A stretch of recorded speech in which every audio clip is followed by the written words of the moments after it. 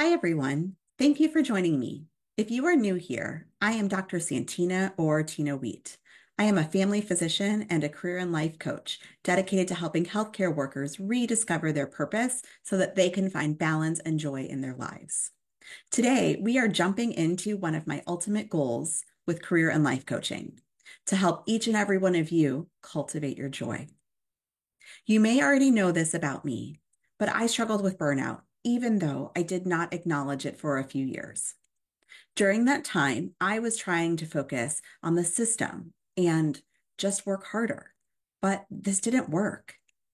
I kept saying that the system needed to change, and I was not wrong.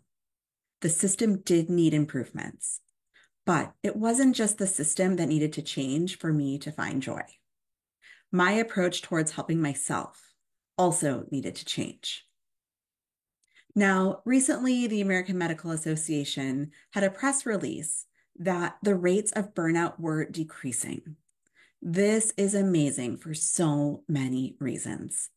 Decreasing burnout means happier physicians and other healthcare professionals, better patient care, and physicians who are better able to show up with their friends and family. The amount of physicians with burnout, though, is still too high. Within my own specialty of family medicine and the other primary care specialties, rates of burnout were still over 50%. As we are the first point of access to healthcare to many, this is concerning. Now, some organizations are working to improve their systems to decrease physician and other healthcare worker burnout, and some are doing a better job than others. But we still have so far to go. And even with these efforts within the same system, you will see two people with the same job setup, and one person may have significant burnout and one may be filled with joy. Now, although there are a lot of reasons that that can happen, there are things that you can do to help you be the person with more joy. So, in order to reclaim our joy, we first need to understand when we are struggling and may need to put in work on ourselves. We might start to feel more fatigue, a lack of enthusiasm, feel like you're constantly drained, or have difficulty concentrating and have increased cynicism and lack of compassion. Although there are other reasons to experience these feelings, they are important clues that something may need to change.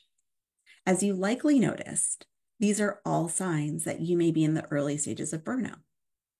Even though these are signs of burnout, when you are experiencing them yourselves, they may be easy to ignore. Even for those who are not burned out, it is definitely something that we all want to prevent.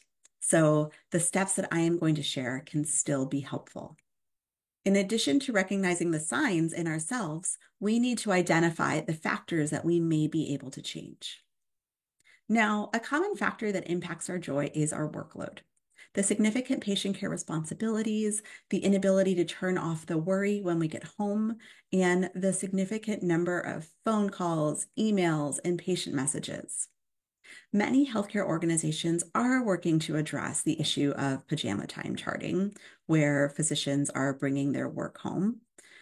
But it is not just the charting, it's the emails, the worrying, and the feeling that everything must be handled personally.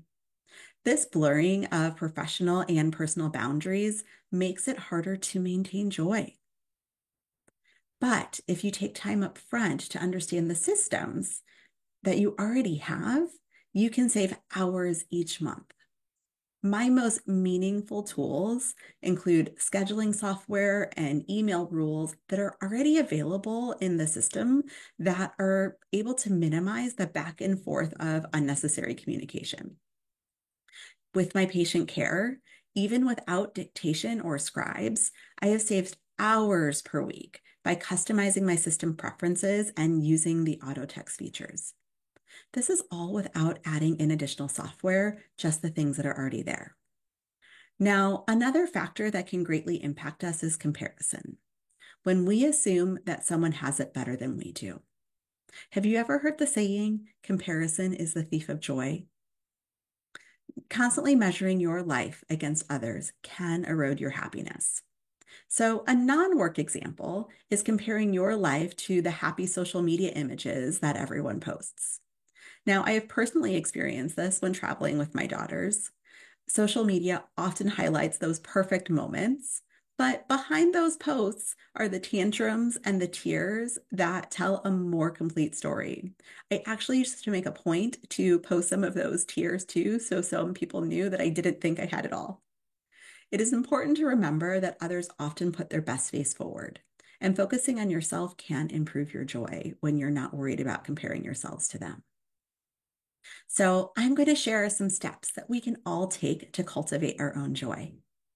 And the first is to rediscover your purpose. Remind yourself why you chose this profession. Whether it reignites your passion or guides you towards a change, knowing your why is powerful. You should also pay attention to the purpose of your individual tasks. If there isn't a purpose to the task, maybe it doesn't need to be done, or maybe it doesn't need to be done by you. The second is to set boundaries. Boundaries are essential in both personal and professional lives. Protecting your time, your energy, and your health should be a non-negotiable. I have done an entire video on boundaries, so I hope you will go back and take a look at it. It is important to remember that boundaries are not always about saying no or not yet. They are about prioritizing yourself. Okay, on to number 3. Celebrate your wins. Shift your mindset by focusing on the successes rather than the challenges. Celebrating the positives helps to maintain a joyful outlook, even amid difficulties. Most of us are not very good at this, but incorporating this practice can be extremely powerful. Don't forget to celebrate the small wins. Remember, it is the small hinges that swing the big doors. Number 4, cultivate positive relationships. Surround yourself with supportive people who remind you where to find joy. These relationships are crucial for maintaining your well-being. I'm specifically going to point out that I want you to cultivate the positive conversations. Vent sessions are not all bad, but when happening all the time, they can decrease your joy. And so it is especially important to cultivate these positive relationships at work to improve your environment there. And then number 5, prioritize your self-care. Without self-care, sustaining joy is nearly impossible. Self-care builds your resilience, allowing you to adapt and find joy in various situations. I also have an entire video on resilience, and so I hope you will go back and take a look at that one too. Now, self-care is a variety of things, but it can include sleep, healthy eating, physical activity, and so much more. Okay, I hope that you've appreciated these 5 steps. They are not a one-time fix, but a starting point for ongoing joy. As life evolves, so too must your strategies for maintaining your well-being. And cultivating your joy should become a habit, and therefore it requires regular reflection and adjustment. Some days it'll be easier than others, but committing to a positive mindset and regularly assessing your joy is crucial for your long-term well-being. I encourage you to take some time to reflect on which of the tools I have shared with you are already part of your life and which ones you can work to incorporate. Again, cultivating joy is building a habit, so it's going to take some time and effort, but your future self will thank you. If you found this video helpful, and I hope that you did, please like it and share it with others who may benefit. And don't forget to subscribe to my YouTube channel for more content on resilience, self-care, and finding joy in your work and life. And I would love to hear from you. What steps are you taking to cultivate your joy? Let me know in the comments below. Okay, coming soon, I have a special free masterclass that is a pathway to reclaim your joy. I hope you will sign up and join me there. Message me and I will send you the link.